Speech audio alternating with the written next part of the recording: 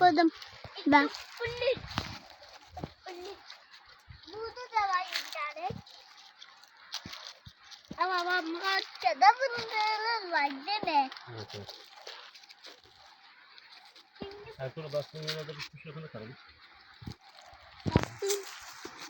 Aha! Baba çok kumdan aldım.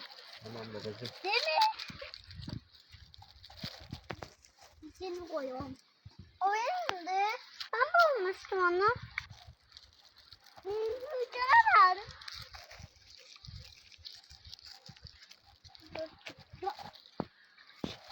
Ne?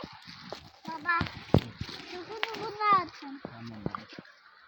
Uydu. Ben baba değilim mi? Şunu bana ver.